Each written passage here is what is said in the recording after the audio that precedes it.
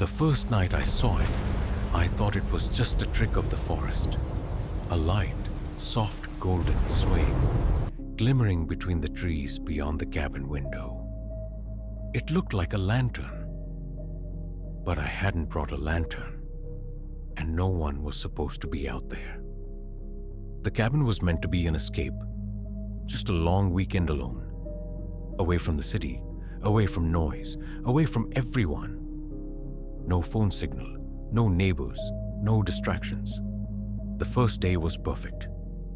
I hiked the trails, made a fire, cooked a simple dinner, and felt, for the first time in years, a kind of peace. But that peace shattered when the sun went down. Because when I looked out the window that night, I saw it, the lantern. At first it hung far back in the trees, maybe 100 yards away. Just a faint glow, bobbing gently, like someone carrying it through the woods. I pressed my face against the glass, squinting. No figure, no movement, just light. After a few minutes, it faded. The forest was dark again. I told myself it was nothing. Maybe some distant camper, maybe even a reflection. But the next night, it came back, closer. This time, it swayed about 50 yards away, just beyond the tree line. I watched for nearly an hour, heart pounding, as it hovered there, never moving forward, never retreating, just watching. At some point, I realized my hands were shaking. I shut the blinds, stoked the fire, and tried to ignore it. But even with the blinds closed, I felt it, the glow, seeping through the cracks, filling the cabin with a faint golden hue, as though it refused to be shut out. And when I finally worked up the courage to peek outside again, the lantern was gone. By the third night, I dreaded the sunset. I locked the doors, closed every curtain, and sat by the fire with a heavy kitchen knife in my lap. And sure enough, at midnight, the glow returned. This time, it wasn't outside the tree line. It was in the clearing, right in front of the cabin. I couldn't breathe. The lantern swayed just a few yards away from the porch, its golden light spilling across the cabin walls. But still, no one held it. It floated in the air, steady, deliberate, waiting. I didn't move until dawn. The moment light filled the forest, the lantern vanished. The clearing looked empty again, as though nothing had ever been there. But I couldn't fool myself anymore. Something was wrong, something unnatural, and I was trapped, because the only road back out was a narrow dirt trail, lined by the same woods where the lantern had appeared. On the fourth night, I made a mistake. I opened the door. The lantern was back, waiting at the edge of the clearing. My chest was tight, my hands trembling. But something inside me whispered, "Go look, find out what it is." I stepped outside. The night air was freezing, the silence so heavy, it roared in my ears. My boots crunched against the damp leaves as I took one step, then another. The lantern didn't move. It hovered at the tree line, glowing softly. I raised my flashlight, shining it directly at the glow. And the light didn't pass through. It bent, like the lantern absorbed it. The glow flickered once, then slowly began to retreat into the trees. I should have turned back, but I followed. Deeper and deeper, the lantern led me, always just far enough ahead that I couldn't quite reach it. My breath clouded in the air, my heart hammering. Every so often, I swore I heard footsteps behind me. When I finally stopped, I realized I was lost. The lantern had disappeared. The forest around me was pitch black, and then it reappeared. Not ahead of me, behind me, floating, swaying, closer. I stumbled backward, tripping over roots, clawing through the dark. I didn't know which way the cabin was anymore. All I knew was that the lantern was following me. No, chasing me. Every time I looked back, it was closer. 10 yards, 5. I ran blindly through the forest until, by some miracle, I stumbled into the clearing again. The cabin loomed ahead. I bolted inside, slammed the door, and collapsed against it, gasping for air. Through the cracks in the blinds, the golden glow pulsed against the cabin walls. Closer, closer, until it was right outside. I stayed awake until dawn. When the sun rose, the glow was gone again. But the doorframe was scorched, blackened, like something hot had pressed against it all night. On the final night, I didn't even try to hide. I sat by the window, staring into the woods, waiting. At exactly midnight, the lantern appeared again. But this time, it didn't stay outside. It drifted forward, up the porch steps, and pressed against the window glass. I was frozen, every muscle locked, as the glow filled the room. The glass rattled, my skin prickled with heat, and for just one moment, I saw a face in the light, burned, twisted, watching me. Then the lantern vanished, the glass cracked, and everything went black. When I woke, it was morning. I was still in the cabin, sitting by the window, the fire long dead. But the glass of the window was broken. The edges burned black, and on the porch sat a lantern, still glowing, waiting for me to pick it up. The cabin walls had always been strange. I noticed it the very first night. How thin they seemed, how they groaned, even in silence. The wood wasn't just old, it felt alive. It held on to sound in a way I couldn't explain, like it remembered every noise ever made inside it. But nothing prepared me for the knocking. It started as a single, steady tap. I was reading in the living room, the fire flickering low, when I heard it. One knock, slow, from the wall right beside me. I froze, waiting. Then another knock came, not frantic, not random. Just a slow, deliberate thud, as though someone on the other side wanted me to know they were there. I pressed my palm to the wall. Cold, solid, nothing behind it but dirt and stone. Still the knocking returned. That night I barely slept. By the second night, the knocks had a rhythm. 3 taps, a pause, then 3 more. As if a hand inside the wood itself was trying to call me closer. I walked along the walls with my ear pressed against them, my breath shallow, candlelight flickering in my grip. The sound followed me. Wherever I stood, the knocks echoed from just behind the wall. Slow, steady, patient. I tried everything to drown it out. Music, fire crackling loud, even humming to myself in bed. But nothing worked. The knocking seeped through everything, like it was in my bones. And worse, it only ever happened when I was alone in a room.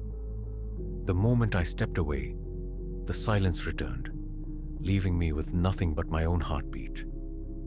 On the 3rd night, it escalated. The knocks were no longer just taps. They dragged.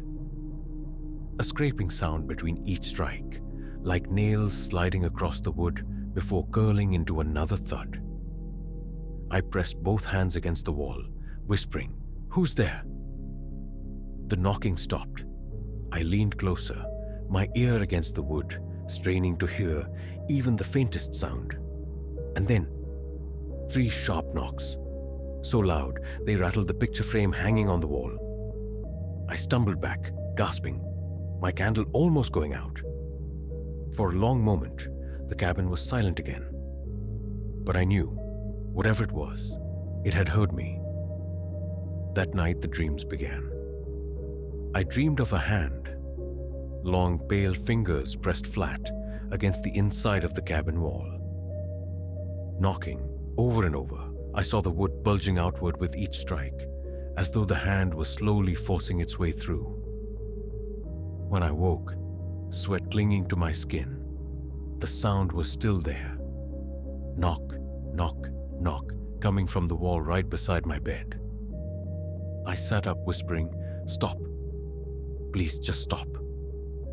The knocking paused, and then came again. Harder, faster, relentless. I pressed my pillow over my ears, but even then, I could feel the vibration of the wall shaking through the floor, through the mattress, through me. The fourth night was the worst. The storm outside was loud, wind howling, branches scraping the roof. But even through that chaos, I heard the knocking. Not slow anymore, not patient, frenzied. It followed me from room to room. When I hid in the kitchen, it came from the pantry wall. When I ran to the living room, it echoed from behind the fireplace. No matter where I went, it was always there. And then, it spoke. Not with words, but with a rhythm. 3 knocks, a pause, 2 knocks, a pause, 1 knock. Over and over, like a code, like it wanted me to understand. I screamed at it, begged it to leave me alone. My voice cracked, tears burning my eyes, and just when I thought I couldn't take it anymore, the knocking stopped. Silence. For the first time in days, silence filled the cabin. I collapsed on the floor, shaking, grateful for the quiet. But then I noticed something. The wood. It was moving. Tiny cracks spread across the wallboards, like something was pressing hard from the other side. The wood groaned, splintering, straining to hold. I scrambled backward as one plank began to bend outward. A hand, long, pale, fingers curling through the split wood. It pushed further, nails dragging across the cabin floor. The sound, sharp, sickening, echoed in my ears. Another finger slipped through, then another. I screamed, grabbed my bag, and ran out into the storm. When I came back the next morning with the owner, there was nothing. The walls were whole, smooth, untouched, no cracks, no handprints, no sign that anything had ever tried to come through. He gave me a strange look, like I'd lost my mind. Told me maybe it was the storm, maybe the stress. Told me the cabin had stood for over 100 years and never once had a problem with its walls. But I know what I heard. I know what I saw. And sometimes, late at night, even in my own home, I catch myself listening too hard for the faint sound of knuckles against wood. Slow, steady, patient, waiting for me to answer. The cabin was supposed to be peaceful. That's what everyone told me when I booked it. A quiet little place deep in the woods, perfect for resting after months of sleepless nights and endless work. The pictures online showed tall trees, soft light filtering through old wooden windows, and a fireplace that looked like it had been warming people for decades. It looked safe. It looked simple. But there was something the pictures never showed. Something I only noticed the moment I arrived. The mirror. It stood in the hallway, tall and narrow, framed in wood so dark it looked almost black. At first, I thought it was a nice antique, maybe something left behind by whoever had lived there before. But when I walked past it carrying my bags, I stopped cold, because the reflection wasn't right. The hallway behind me looked the same. Same wooden walls, same crooked ceiling beam, same shadows stretching across the floor. But I wasn't there. The mirror showed the cabin. Empty. I blinked, leaning closer, convinced I was just tired from the drive. And then, suddenly, I appeared in the glass. My reflection snapped into place, as though it had been missing and decided to return at the last second. I laughed nervously, brushing it off. Mirrors play tricks sometimes, especially in low light. Still, something about it stayed with me. That first night, the woods were quiet. Too quiet. I made tea, sat near the fireplace, and tried to relax. But every time I got up to use the bathroom or grab something from the kitchen, I had to pass the hallway. And every time, I found my eyes pulling toward the mirror. Sometimes my reflection was there immediately. Other times it wasn't. One time, as I walked by, the hallway in the mirror looked darker than the real one, like the shadows inside it were thicker somehow. I paused, staring at it for longer than I should have. My reflection didn't move right away. It was late. I told myself I was exhausted, that my brain was just making up things. So I turned away, but I couldn't shake the feeling that even when I wasn't looking at it, the mirror was looking at me. The second night, it got worse. Rain had started to fall outside, tapping against the cabin windows like fingertips. The sound should have been soothing, but instead, it just reminded me how far I was from anyone else. I sat in bed with a book, trying to ignore the silence pressing in from the woods. Then I heard it. A creak, the sound of a floorboard moving, in the hallway. I froze. The cabin was small. I hadn't locked the bedroom door. Slowly I got up, my heart thudding against my ribs, and stepped into the hall. Nothing. No one was there. The rain drummed harder outside, but when I turned to glance at the mirror, my blood ran cold. The reflection of the cabin hallway was empty. Again, no me, just the hallway. And yet, something moved in the glass. At the far end of the reflected hallway, where my bedroom door should have been, there was a shape, a figure, standing very still. I spun around in real life. Nothing. The hallway behind me was empty. My bedroom door was half open, just as I'd left it. But when I looked back at the mirror, the figure was closer. Not much closer. Just a few steps. I stumbled backward, shaking my head, whispering, "It's not real. I'm tired. I'm just tired." But the mirror didn't agree. The figure in the glass kept getting closer every time I blinked. Closer and closer until I could almost see its face, but its head was tilted down, as though it was staring at the floor. Its arms hung at its sides, long and stiff, and then the reflection caught up. I saw myself again. Just me, staring wide-eyed at my own reflection. The figure was gone. I didn't sleep that night. By the third night, the rain hadn't stopped. It poured relentlessly, the roof groaning as though the storm was trying to break the cabin apart. I lit candles, hoping the soft light would make the place feel less empty. But the shadows only seemed to grow longer, stretching across the hallway until they touched the mirror. I told myself I wouldn't look. I told myself I would stay in bed, keep the door closed, and ignore whatever tricks the glass wanted to play on me. But then came the whisper, so faint I almost thought it was the rain. But it wasn't. The sound came from the hallway. I forced myself to listen, holding my breath. And it came again. A voice, low, fragile, almost like my own voice, whispering my name. I crept out of bed, every step heavy, slow, unwilling.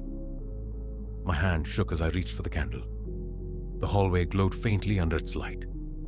And there, in the mirror, I saw something that turned my stomach to ice. It was me. But not the me standing in the hallway. Not the one holding the candle. The reflection me was standing much closer, right at the glass. Face pale, eyes wide, and a smile so wrong it looked like my skin had been pulled too tight across my cheeks. The candle nearly slipped from my hands. I backed away, whispering, "This isn't real. This isn't real." But my reflection didn't move with me. It stayed, smiling, watching. Its lips moved slowly, and though no sound came from the glass, I could read the words. "Don't leave."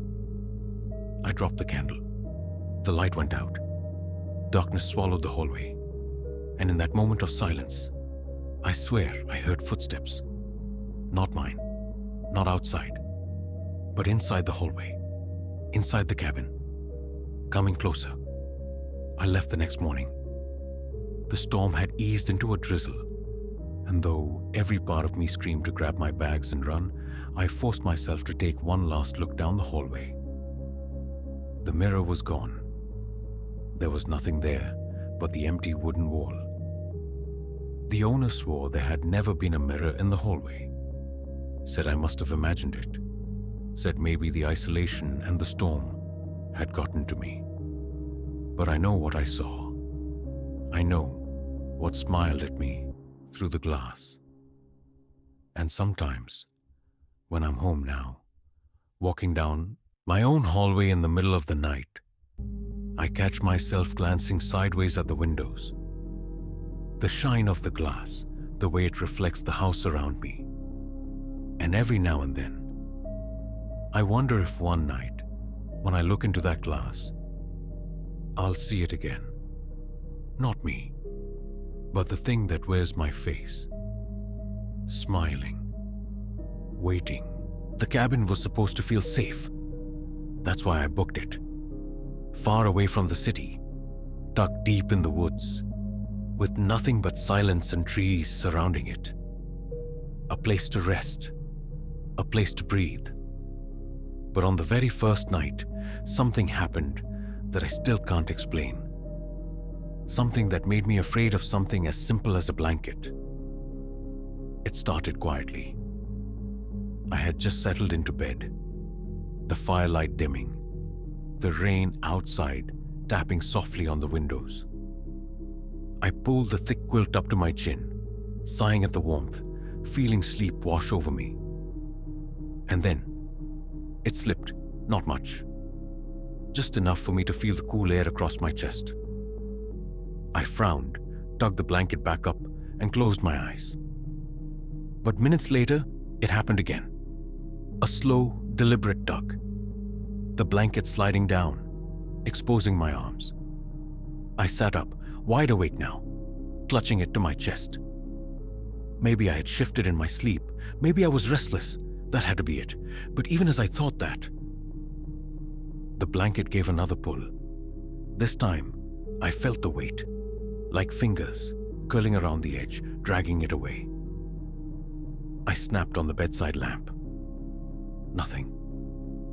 The room was empty, the wooden walls, the dresser, the chair by the window, all exactly as they should be. Still, my heart pounded. I wrapped the blanket tighter around me and forced myself to stay awake until exhaustion won. The second night, it happened again. I had convinced myself the first night was nothing. Just nerves, or maybe even a dream. But when I lay in bed, staring at the ceiling, I felt the pull once more. Slow, gentle, persistent, the quilt slid down to my waist. I grabbed it and yanked it back, holding it tight against me. My knuckles turned white as I gripped the fabric, determined not to let it go. That's when I felt it. The tug didn't stop. Something on the other end was pulling back. Not with brute force, but with patience. A steady, unyielding pull, as though whatever it was knew I would eventually give in. My chest tightened. "No," I whispered, my voice shaking. "You're not real. You're not here." But the blanket moved anyway, slipping through my fingers an inch at a time. I turned on the lamp again. Empty. The room looked exactly the same as before.